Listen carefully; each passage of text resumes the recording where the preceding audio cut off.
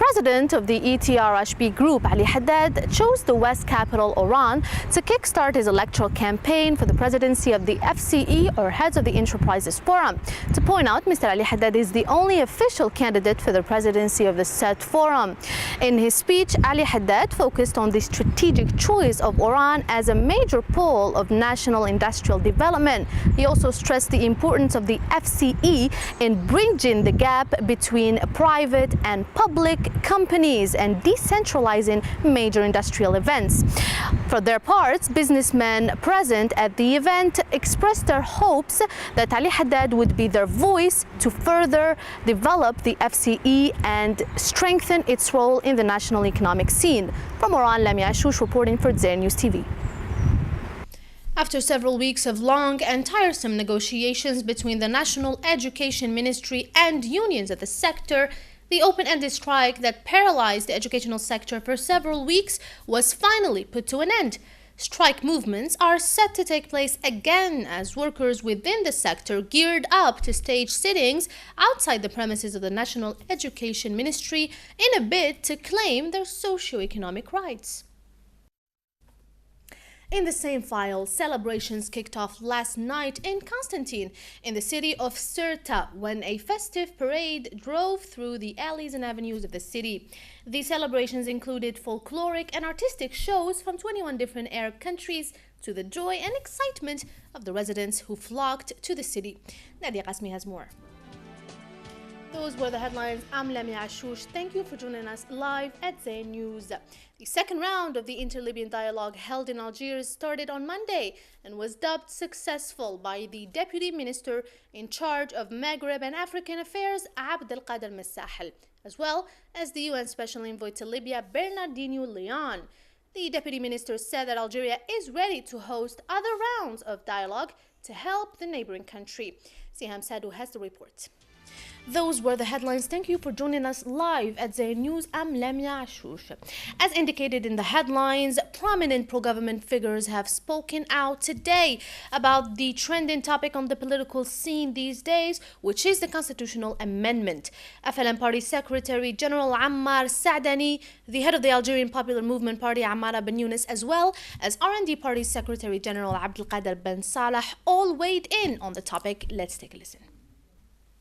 And in the same file, after the declarations made by the Speaker of the Upper House of Parliament, Mohammed Ould Khalifa, an atmosphere of suspense prevailed amongst several parliamentary deputies, especially after announcing that the Vice President provided for in the future constitution will be elected through the major party in the Parliament.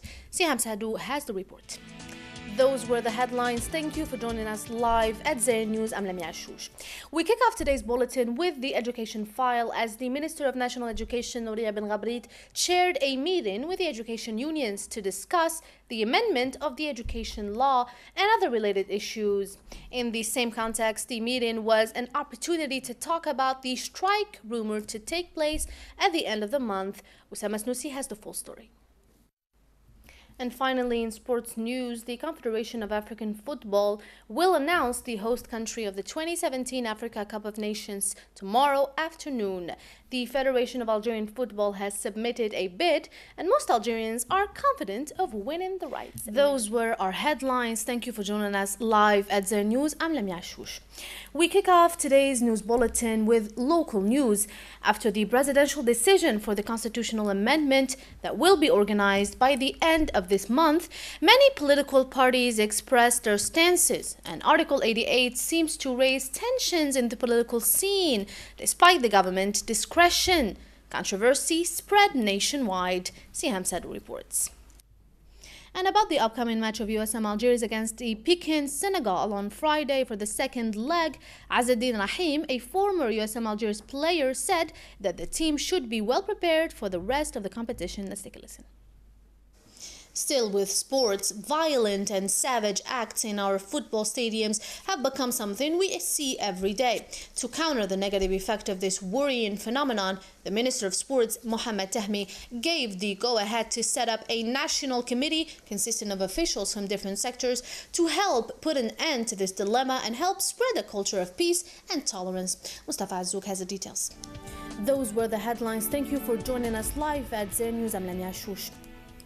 We start today's news bulletin with the opposition march today after law enforcement sealed off the area in downtown Algiers, stopping protesters from reaching the central post. The Coordination for a Democratic Transition opposition leaders shifted their movement to Didouche Mourad Street, going through Odan Square, where clashes have occurred between law enforcement and the demonstrators, which resulted in several arrests. Mustafa Azzouk has the full story for us. Those were the headlines. I'm Lamia Ashoush. Thank you for joining us live at Zair News. The beginning with sports news as ESS Setif Club clinched a reasonable win against Egypt's Al Ahli Club in the Africa Super Cup final after going to the shootout round. The goals of the game were scored by Abdelmalik Ziaya, who met the empty net in the 70th minute of the game after receiving a decisive pass from his teammate Banyatou.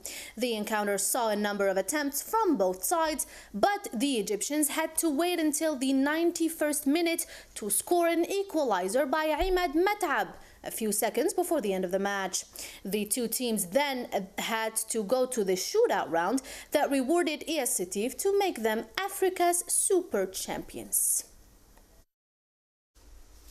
President Bouteflika said in a message on the occasion of the National Day of Shaheed or Martyrs, coinciding with February 18th each year, that the real battle of Algerian youth is the one able to end underdevelopment and the one in which our youth will face the violent upheavals in many parts of our world. The head of state stressed, quote, "As we were able to defeat the tyranny of the occupier in the past by opposing a united front to the enemy, we are able today to meet the challenges that face us nationally and globally through our determination and will."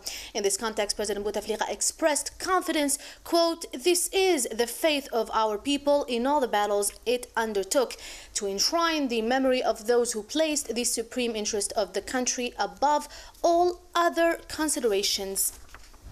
تنطلق اليوم بمدينة شيكاغو الأمريكية فعاليات الجولة الترويجية للاستثمار في الجزائر دوين بيزنس للعام 2014.